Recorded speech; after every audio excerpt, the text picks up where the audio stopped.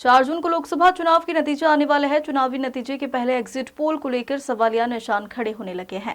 OBC front Madhya Pradesh के प्रदेश अध्यक्ष दामोदर सिंह यादव ने एग्जिट पोल पर ऐतराज जताया है। उन्होंने बयान देते हुए कहा कि पिछले 10 सालों में आम चुनाव के परिणामों से ठीक 2-3 दिन पहले सभी सर्वे एजेंसी या बड़ी मीडिया हाउसों से मिलकर जानबूझकर एग्जिट पोल के ऐसे आंकड़े प्रस्तुत करती है जिससे सत्ताधारी भाजपा के लिए आम मतदाता भी मानसिक रूप से तैयार हो जाता है।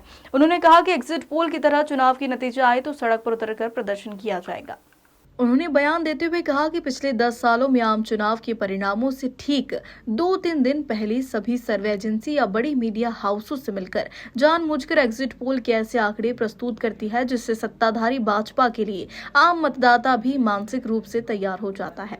उन्होंने कहा कि एग्जिट पोल की तरह चुनाव के नतीजे आए तो सड़क पर उतरकर प्रदर्शन किया जाएगा। बंधुओं, ये सब आप जानते हो कि 2014 में एग्जिट पोल आए थे और 2019 में भी आए थे, हर चुनाव में आते हैं। और एग्जिट पोल जिस तरीके से 2019 में आए थे तो हम लोगों को लगा था कि एग्जिट पोल गलत निकलेंगे, किसी कीमत पे भारतीय जनता पार्टी की सरकार दोबारा नहीं आ सकती। लेकिन फिर एग्जिट पोल सही निकल गए और भाजपा की सरकार बन गई। लोगों को ईवीएम पे शंका हुई, चुनाव आयोग पे शंका हुई और बातें कान में फुसफुसाने का दौर चालू हुआ। अभी आपने देखा होगा कि 2 दिन पूर्व फिर से एग्जिट पोल आए हैं, जहां आकलन सामाजिक संगठनों का, राजनीतिक दलों का, मीडिया के भी निष्पक्ष बंधुओं का ये था कि इस बार बराबरी की टक्कर होगी या फिर भारतीय जनता पार्टी थोड़ी पीछे हो सकती है। लेकिन फिर से एग्जिट पोल दिखा रहे हैं कि 350 से 450 तक सीटें मोदी जी ला रहे हैं।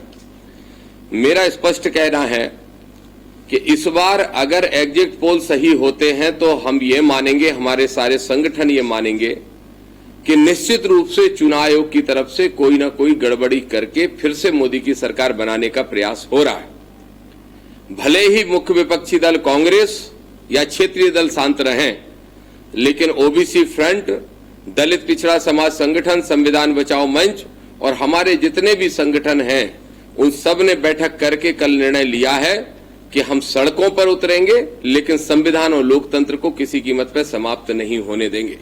जिस तरह से कांग्रेस 4 दिन चर्चा करके और फिर गायब हो जाती है, उसके राष्ट्रीय नेता विदेश चले जाते हैं, हम इस तरीके का काम नहीं करेंगे। बल्कि अगर जो एग्जिट पोल दिखा रहे हैं वही परिणाम आ जाते हैं तो हम सड़कों पर उतरकर आंदोलन निरंतर रूप से चलाएंगे और किसी कीमत को, नकली जनादेश को स्वीकार नहीं करेंगे। संविधान और लोकतंत्र की रक्षा करने का काम करेंगे।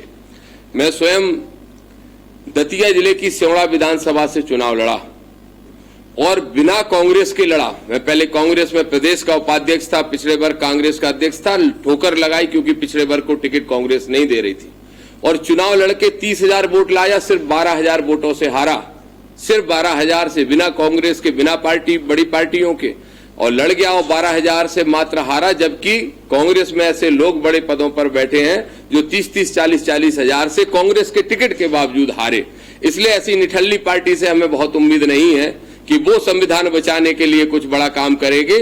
लेकिन हमने तय कर लिया कि 4 को परिणाम आएंगे, 5 को दतिया में और भोपाल से ही शुरुआत कर दी जाएगी।